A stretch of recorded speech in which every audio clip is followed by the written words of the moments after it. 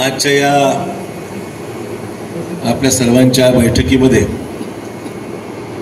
सहभागी झालेले माझे सहकारी गोविंदरावजी नागेलीकर,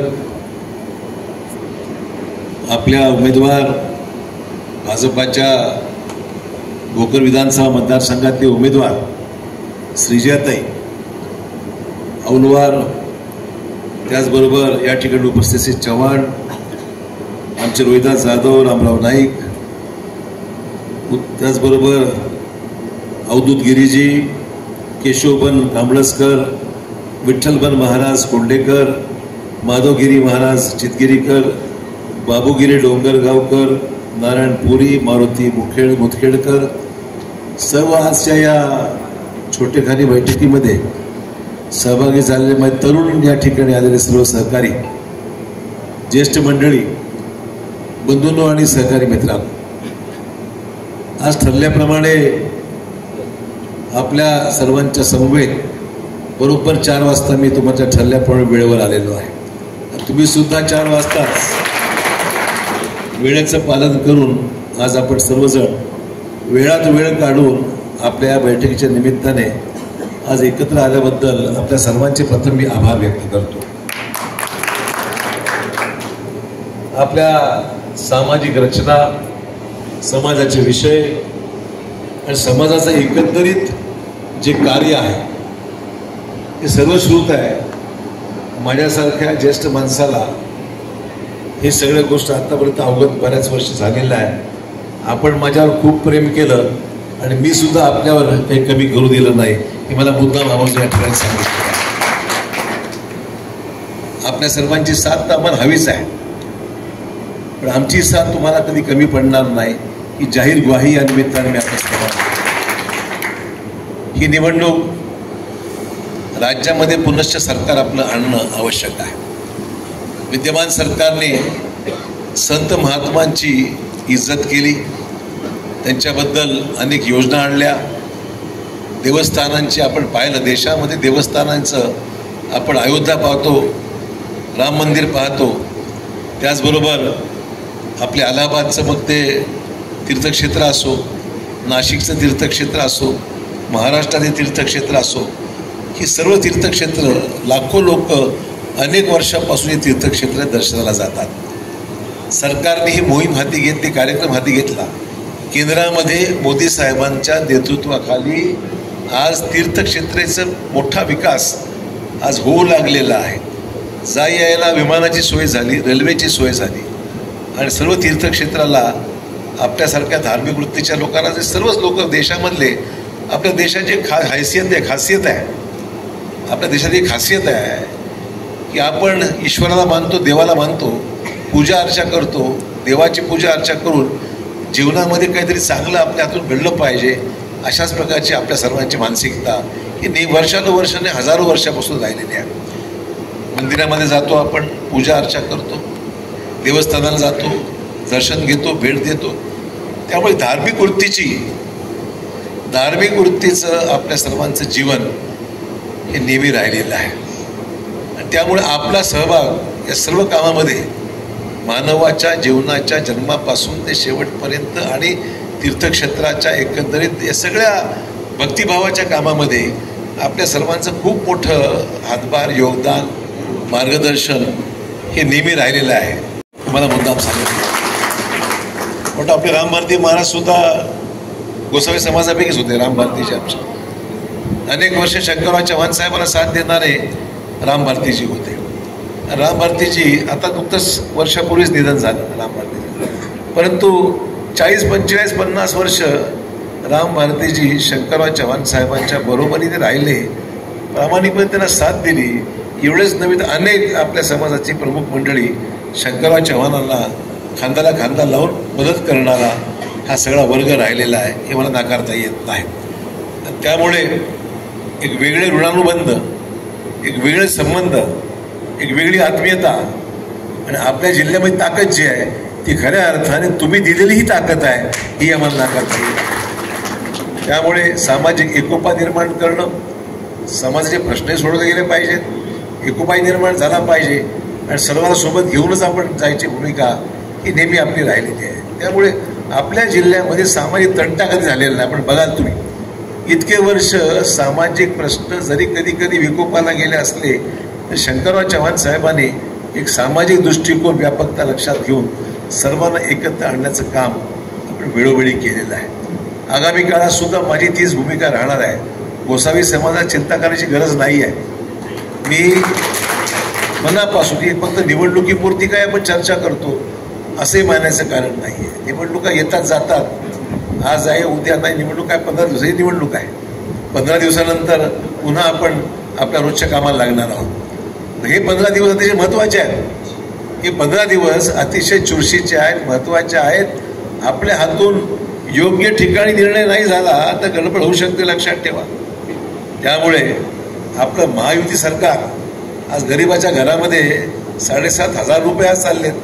ते कधी पाहिलं नाही. माणूस कुठल्या समाजात अगदी सर्वांना दिले 7,500 रुपये. आमच्या महिलांच्या सक्षमीकरणाच्या नावाखाली पैसे आज तीर्थक्षेत्र जसे योजना सुरू झाली 30,000 रुपये तीर्थक्षेत्र दर्शनासाठी सरकारचे 30,000 रुपये तुम्हाला मिळतात. ज्याला वयस्कर माणसाला जायला यायला 60 वर्षाच्या वरील माणसाला यायला एक चांगली सोय सरकारने केली आहे. आपण योजना फायदा घेतला पाहिजे त्याचा. 7.5 हॉर्स पॉवरपर्यंत शेतीची वीज मोफत झालेली आहे. अन्नधान्य योजना आपल्याला मोफत झाली आहे. युवकांच्या प्रशिक्षणाला 6,000, 8,000, 10,000 रुपये आपल्याला त्यातून मुलांना प्रशिक्षणाला पैसे मिळत आहेत. अनेक योजना आहेत. त्या सगळ्याच गोष्टीचा या ठिकाणी उल्लेख करणं शक्य नाही आहे. परंतु सांगायचं तात्पर्य एवढंच आहे की सगळं करत असताना आपण जर आपलं सरकार म्हणजेच महायुती सरकार म्हणजेच भाजप सरकार जर आपण आणलं नाही तर मग आपल्या सगळ्या योजना, आपल्या सगळे स्वप्न, आपल्या सर्व अपेक्षा पूर्ण करण्याकरता दुसरं कोण करणार आहे? अशोक चव्हाण ही तुमची गॅरंटी आहे, लक्षात ठेवा. तुम्हा सर्वांच्या स्वप्नांची पूर्तता करण्याची जबाबदारी आजवर वडिलांनी केली, आज मी करतोय. आणि याच्या पुढची नवीन पिढी सुद्धा श्रीजयाच्या माध्यमातून नवीन पिढी या ठिकाणी कार्यरत होणार आहे. ती शिकलेली आहे, ग्रॅज्युएट आहे, पोस्ट ग्रॅज्युएट आहे, लॉ केलेला आहे, आर्ट्स केलेला आहे, मुंबईमध्ये शिकलेले आहेत. भरपूर चांगलं काम या सगळ्या आमच्या तरुण वर्गाने केलेलं आहे. आणि त्यांच्या सर्वांच्या सहकार्याने एक नवीन पिढी आता राजकीय क्षेत्रात, सामाजिक क्षेत्रात उतरलेली आहे. यांना तुम्हाला बळ द्यावं लागणार आहे. या तरुण मुलींना, तरुण मुलांना बळ द्यावं लागणार आहे. आणि जो शिकलेला असतो तो काहीतरी करून दाखवू शकतो. आणि ज्याला काहीच समजत नाही तो तुमचे प्रश्न सभागृहात मांडणार केव्हा? बोलताच येणं तर काय मांडणार? प्रश्न समजता आले पाहिजेत, प्रश्नाची जाण असली पाहिजे, प्रश्नाला भाषा फोडता आली पाहिजे, सभागृहात बोलता आलं पाहिजे. हे महाराष्ट्राचे प्रश्न आहेत, हे या समाजाचे प्रश्न आहेत, या उणीवा आहेत, या कमतरता आहेत. आमच्या जिल्ह्याला न्याय मिळाला पाहिजे. हे बोलणारा खंबीर नेतृत्व असलं पाहिजे. त्यामुळे मला खात्री आहे की तुम्ही सर्वांनी एकजुटीने, एक मनाने ताईंच्या मागे उभं राहिलं पाहिजे. केवळ ताईच नव्हे, खासदारकीला सुद्धा संतुकराव हंबर्डे हे आपले उमेदवार आहेत भाजपच्या वतीने, त्यांना सुद्धा आपण मदत केली पाहिजे. त्यांची 2 मशीन वेगळ्या वेगळ्या राहणार आहेत. विधानसभेच्या 2 मशीन आहेत, कारण उमेदवार झाले 25. आता आज वापस घेण्याचा शेवटचा दिवस होता. 144 मध्ये बाकी गेले, फक्त 25 राहिले. तर 25 म्हणजे 2 मशीन झाले. इकडे 2 मशीन आणि लोकसभेला 1 मशीन. विधानसभेला गुलाबी रंगाच्या 2 मशीन आणि लोकसभेला पांढऱ्या रंगाची 1 मशीन. दोन्हीकडे मारताना कमळ कुठे बघा, कमळ जिकडे आहे त्या कमळावरच बटन दाबा, ही माझी विनंती आपल्या सर्वांना. दुसरी निशाणी शोधण्याच्या भानगडे जाऊ नका.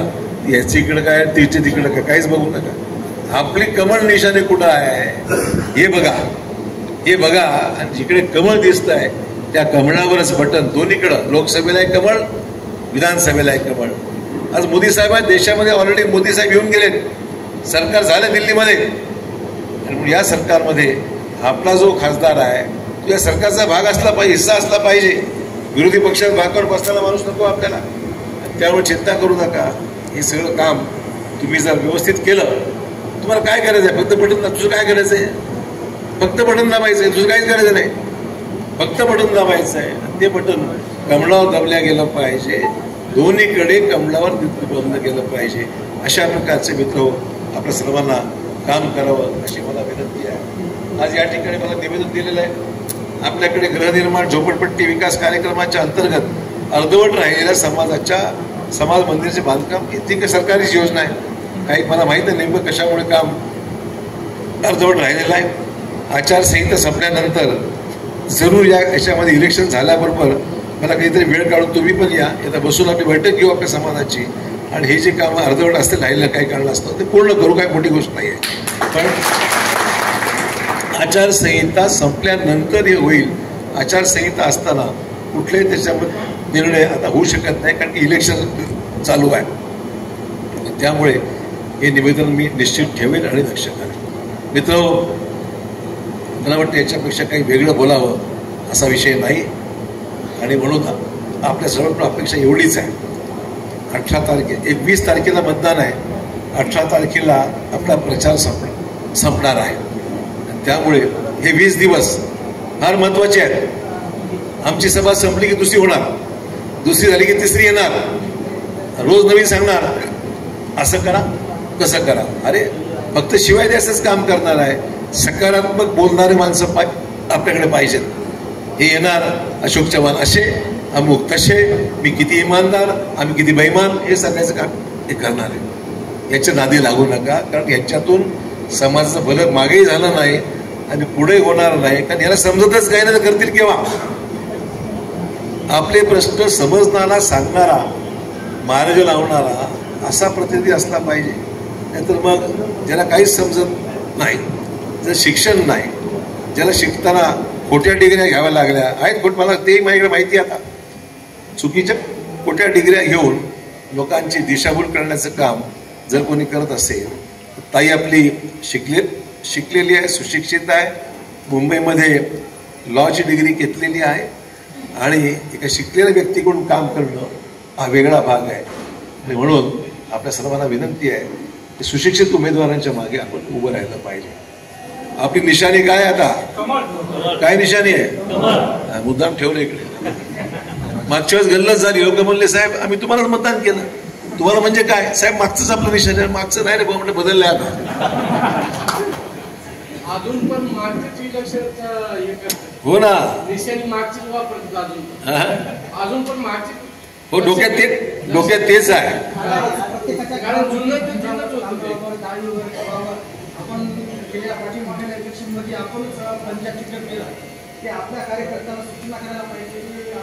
नाही म्हणून ते ठेवले, म्हणून ठेवलंय.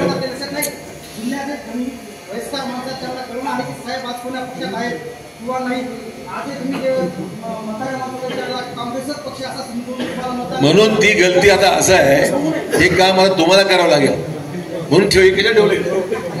हे ठेवलं कशाला इकडं, तुम्हाला दाखवायला ठेवलं. हे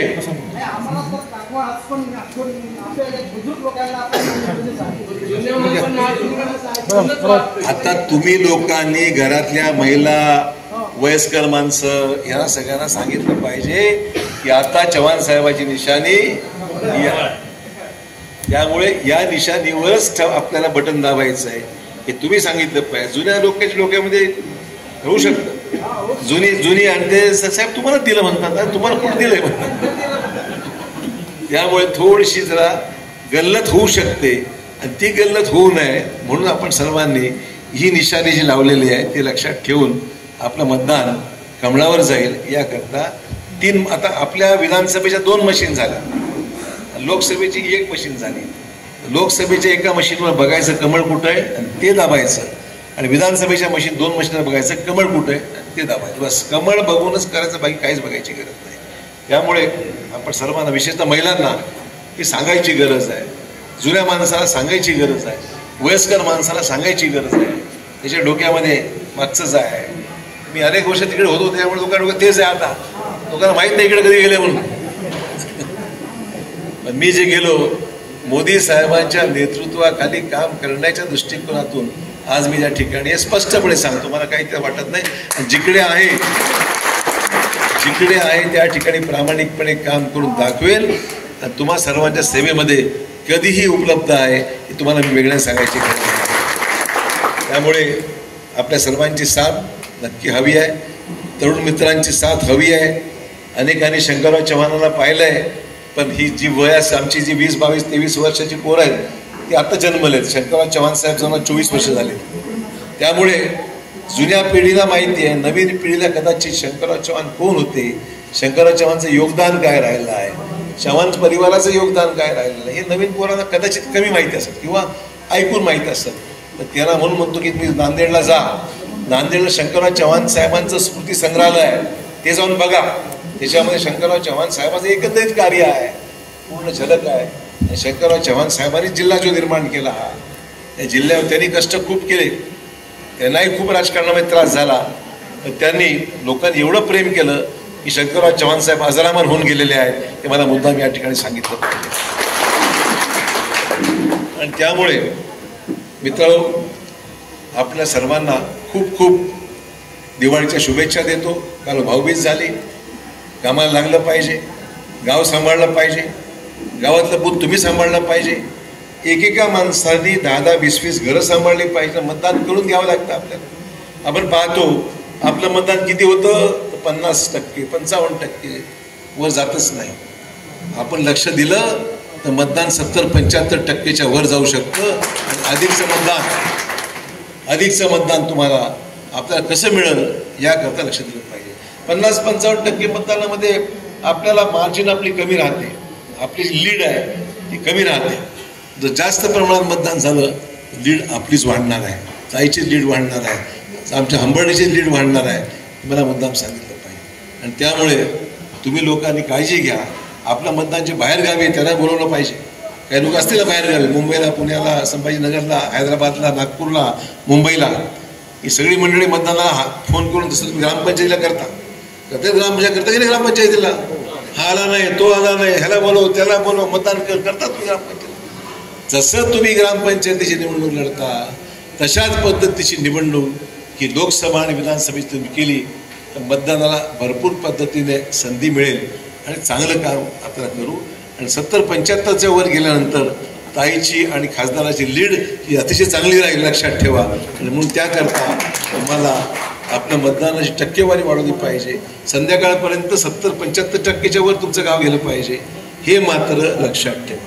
लोक सांगतो दुपारपर्यंत वाट पाहतात, दुपारी जाऊ, संध्याकाळी जाऊ, मग लाईन खूप लागली, जाऊ त्याला काय फरक पडतो. शेवटी असं कंटाळतो माणूस.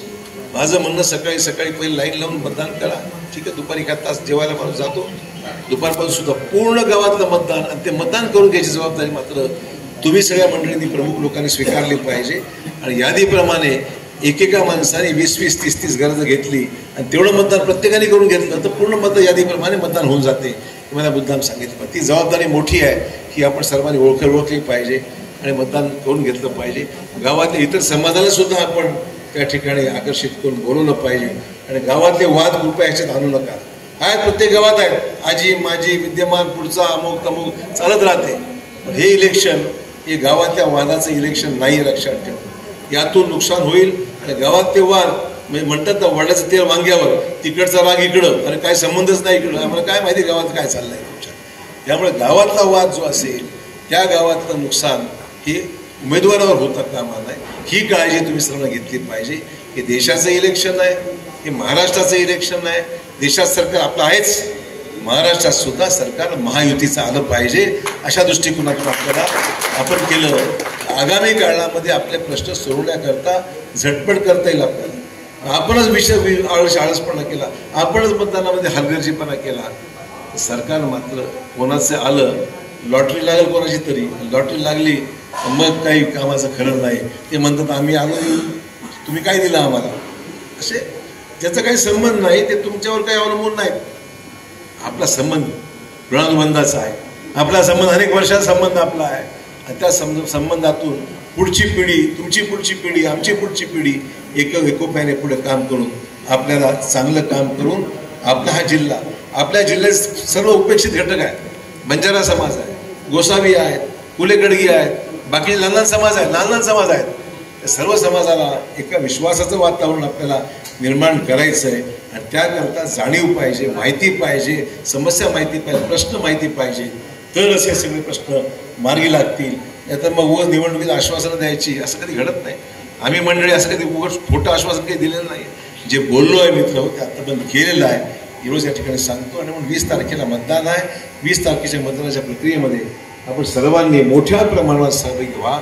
आणि लोकसभेला संतुकराव हंबर्डे ज्यांची निशाणी कमळ आहे आणि विधानसभेला श्रीजा चव्हाण यांची निशाणी कमळ आहे. या कमळावर बटन दाबायचं आहे आणि आपले दोन्ही उमेदवार यशस्वीरित्या निवडून येतील ही काळजी घ्यायची आहे. जय हिंद, जय महाराष्ट्र. रोहितरावजी नागलीकरजी, गणेश कापसेजी, रोहिदास जाधवजी, रामराव नाईकजी, उत्तमराव चव्हाणजी, संजय औलवारजी, अवधूत गिरेजी, केशव यादवगिरी, चितगिरीकरजी, बाबूगिरी डोंगरगावकरजी, नारायण पुरीजी, मारुती पुरी मुतखेडकरजी इथेच उपस्थित. व्यासपीठावर सन्माननीय व्यासपीठ कोणाचं नाव उरलं असेल तर, आणि आपल्या इकडे गोसावी समाजातले सर्व माझे ज्येष्ठ मंडळी, सर्वांना माझा खूप खूप नमस्कार. आज आपण इथे सगळे जमला आहात. आम्ही आपले सर्व अडीअडचणी ऐकायला इकडे आलेलो आहोत आणि आपल्या सर्वांचं एक साथ आशीर्वाद इथे सुद्धा मागायला आलेलो आहोत की ज्येष्ठांचं जसं मामा तुम्ही सांगितलं की जन्मापासून मृत्यूपर्यंत आपल्या समाजाचं भरपूर एक योगदान असतो आणि आपले चांगले संस्कार जे आपल्या लेकरांवर पडतात त्याच्यापासनं आपली आयुष्यातली जी सुरुवात असते ते आपल्या समाजाकडनं होतं. ते ऐकून खरंच बरं वाटलं, कारण की ही आपल्या काळाची गरज आहे आणि चांगले संस्कार असणं हे आपल्या देशाचं चांगलं नागरिक होणं ठरवतो. त्यामुळे खरंच आपल्या सर्वांचं सुद्धा अभिनंदन करते आणि इकडे सर्व जे ज्येष्ठ आहेत त्यांच्याकडनं मी आशीर्वाद मागते की पुढील आपले निवडणुकी लागलेले आहेत. आपल्या सर्वांचा आम्ही अडीअडचणी ऐकायला इकडे आलेलो आहोत. आपण काय म्हणणार आहात त्याच्याबद्दल दखल सुद्धा घेऊया आणि त्याच्यानंतर निवडणुकीनंतर आम्ही कितपर्यंत आपली मदत करू शकतो, काय आपल्या समस्यांचं हल कसं करू शकतो त्याच्यावर नक्कीच आपण प्रयत्न करूया.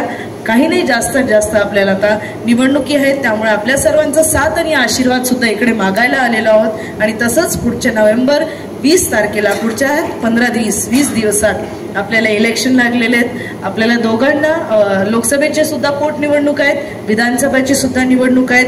आपल्याला दोघंही आपला हक्काचा खासदार आणि आपला हक्काचा आमदार निवडून आणायचं आहे आणि आपल्या समाजाबद्दल जे काही होत असेल, जे काही राहिलेले कामं असतील त्याला पुरेपूर करायचे प्रयत्न आम्ही नक्कीच करूया. आपल्या सर्वांचा साथ आणि आशीर्वाद राहिलं तर नक्कीच आपल्या या समाजाचे सगळे प्रश्न मिटूया आपण. तर आपण सर्वांनी एवढंच आमच्याकडे आशीर्वाद द्या. साहेबांचं प्रेम तुम्ही पाहिलेलं आहे, साहेबांनी आपल्यासाठी कामं केलेले पाहिलेले आहेत, आपल्या मतदारसंघासाठी विकासाची कामं केलेले पाहिलेले आहेत आणि हे सगळं लक्षात ठेवूनच आपल्या सर्वांचं प्रेम सुद्धा आम्हाला दिसून येतो, सर्वांचा आशीर्वाद आमच्या परिवारासोबत दिसून येतो. हेही पुढे राहू द्या तसंच. आणि पुढे 20 तारखेला निशाणी आपली कमळ आहे. कमळ या निशाणीवर खासदारकीसाठी सुद्धा आपले संतुकरावजी आंबेडजी आहेत, त्यांना सुद्धा आणि आपण विधानसभेत मला सुद्धा आपली नात, आपली मुलगी, आपली ताई म्हणून मतदान करावं आशीर्वाद मागते आणि थांबते. धन्यवाद.